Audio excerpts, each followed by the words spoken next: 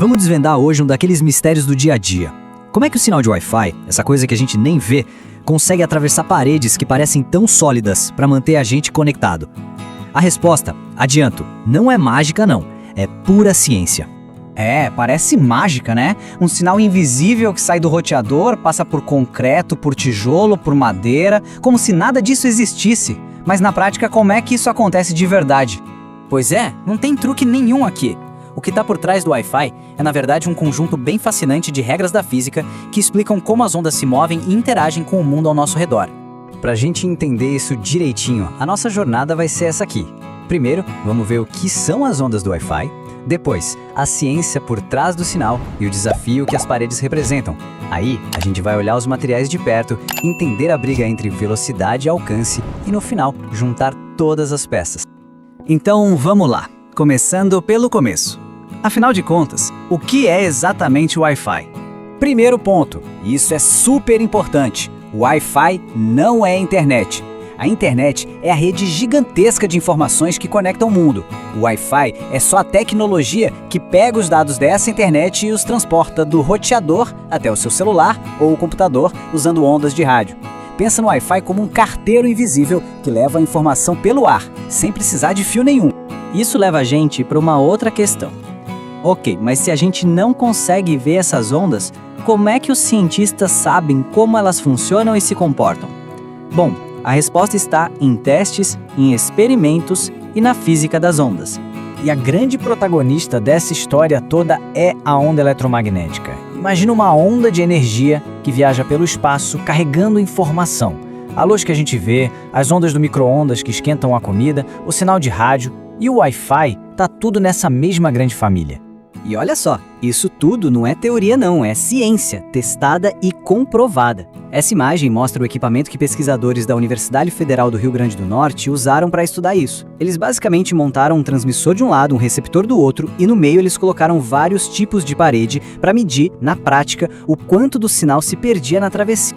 Agora a gente chega no ponto principal, o desafio da parede. O sinal sai bonitinho do roteador, viaja pelo ar e, de repente, encontra o maior obstáculo do caminho. O que acontece nesse exato momento? Muita gente acha que o sinal ou passa ou não passa, mas a verdade é um pouco mais complexa. Quando a onda encontra a parede, essa energia se divide e segue por 3 caminhos diferentes. Pensa assim, uma parte da onda bate na parede e, puf, volta. É a reflexão, tipo um eco.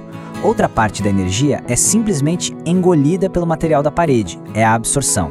E só o que sobra é a transmissão, que é a parte do sinal que finalmente consegue chegar do outro lado. A força do Wi-Fi que chega no seu celular é o resultado dessa batalha. Beleza, então a gente já sabe que o sinal se divide. Mas, será que toda a parede é igual para a onda de Wi-Fi? O tipo de material faz alguma diferença? A resposta é nem de longe. Na verdade, os pesquisadores descobriram que a composição e a estrutura de uma parede, lá no nível do microscópio, é um dos fatores que mais decide se o sinal vai ser bom ou ruim. E essa imagem aqui é fantástica para a gente entender o porquê.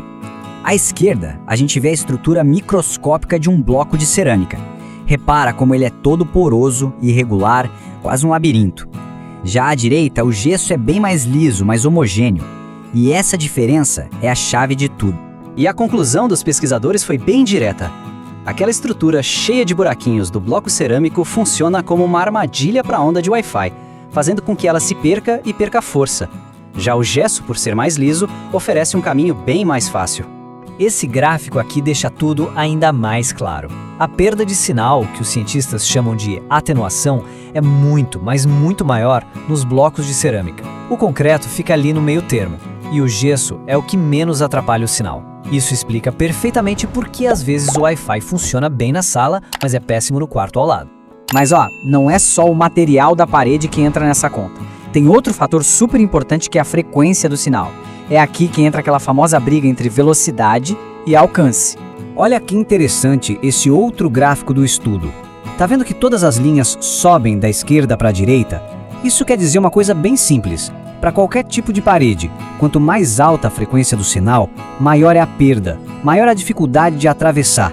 E é exatamente por isso que o seu roteador aí provavelmente tem duas redes. A rede de 2.4 GHz tem uma frequência mais baixa. Ela é mais lenta, mas, como a gente viu, atravessa paredes com mais facilidade e por isso vai mais longe. Já a rede de 5 GHz é bem mais rápida, só que o sinal dela é mais frágil, é mais absorvido pelas paredes. É a clássica escolha, você quer mais alcance ou mais velocidade? Bom, com tudo isso, acho que a gente já consegue juntar as peças e finalmente desvendar o mistério.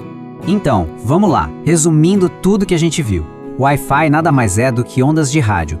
Quando essas ondas encontram uma parede, parte é refletida, parte é absorvida e só uma parte consegue passar. Materiais mais porosos, como o tijolo cerâmico, são piores para o sinal, enquanto materiais lisos, como o gesso, são melhores. E para fechar, frequências mais altas, como a de 5 GHz, são mais rápidas, mas sofrem mais para atravessar obstáculos.